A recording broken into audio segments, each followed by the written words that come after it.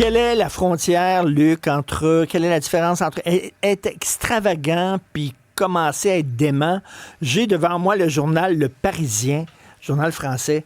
Les digressions, menaces et sorties erratiques de Donald Trump ont ravivé les interrogations sur son aptitude à gouverner.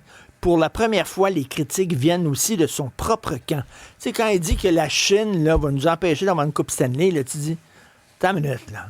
L'heure est grave. Ben écoute, là, si on va vraiment au fond du dossier, les Américaines mènent 5-0 contre les Canadiennes présentement, donc peut-être qu'on vient de sauver le pont. Là.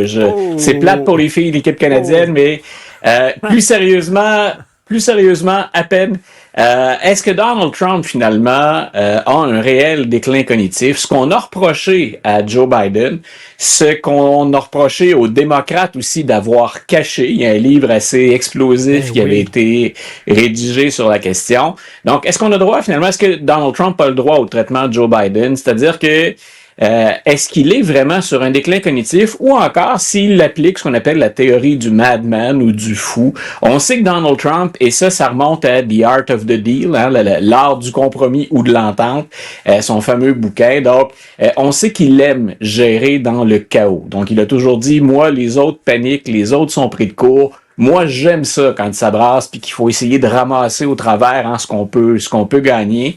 Donc, est-ce qu'il joue le caractère imprévisible? Est-ce que c'est voulu? Sinon, donnons-lui l'Oscar tout de suite parce qu'il est vraiment convaincant dans le rôle.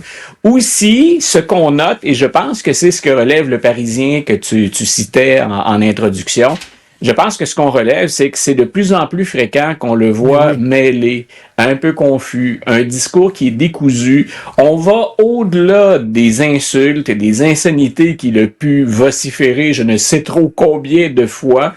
On est comme rendu comme ailleurs. Donc, avant, il semblait y avoir un fil conducteur, puis un semblant de stratégie dans ce qu'on appelle communément des dérapages. Moi, j'ai l'impression maintenant qu'il est vraiment, écoute, on est psychiatre, personne, je suis pas spécialiste non plus de la question, mais il s'enfarge de plus en plus souvent et il a l'air perdu de plus en plus souvent. Et le Parisien citait, ça c'est une des choses que j'avais remarqué quand il est passé à Davos, c'est que quand il a pris la parole, là j'essayais de me mettre dans la peau des gens qui sont là à Davos. Ce sont des décideurs, des investisseurs, des gens riches, des gens qui ont du pouvoir. Et je l'écoutais divaguer d'un sujet à l'autre. Ça allait du très personnel à l'international.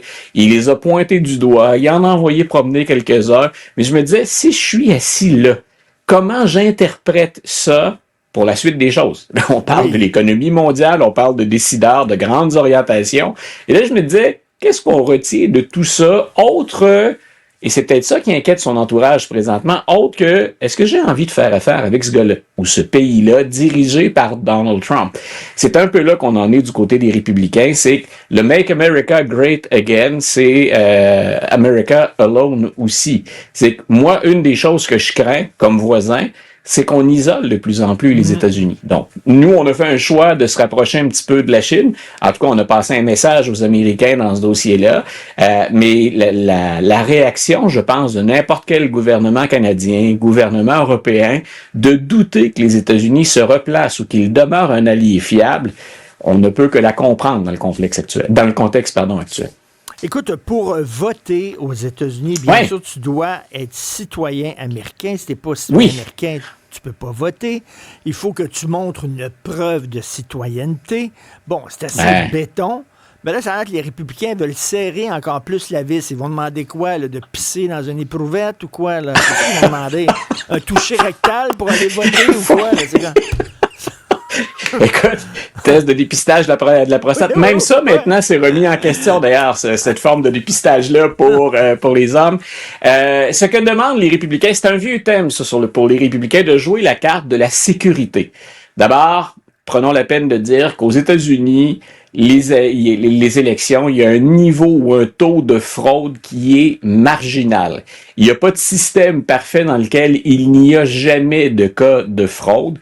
Mais c'est vraiment marginal. Et en fait, ce que proposent les républicains, c'est une solution qui se cherche un problème. Je résumerai ça simplement déjà en partant.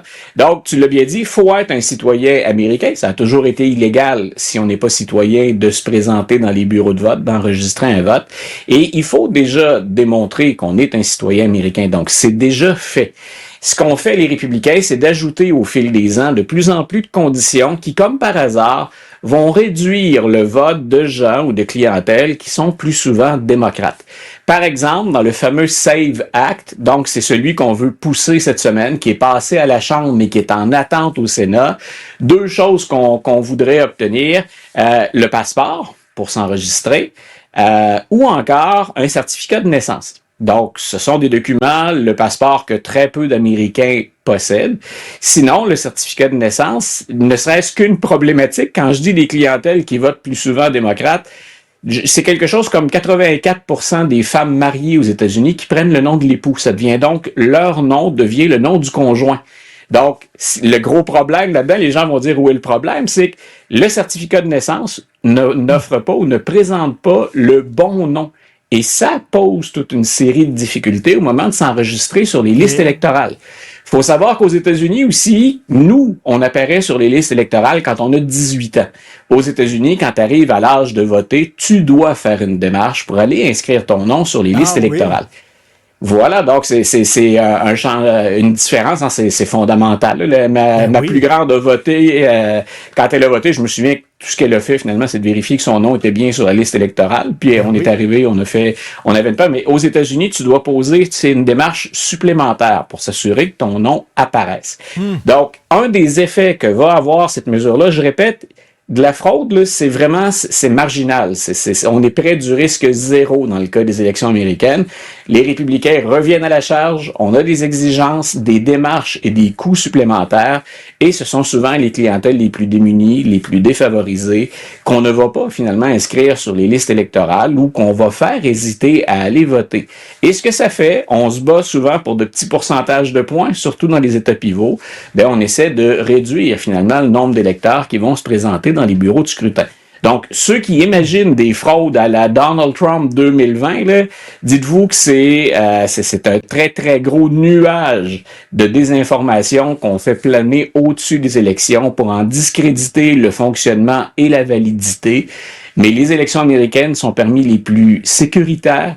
Et je répète, quand on regarde en dessous du projet républicain présentement, c'est les cibles qu'on voit beaucoup plus que la nécessité pour les Américains de se présenter, de s'enrôler, de disposer des preuves nécessaires. Je répète, c'est déjà le cas.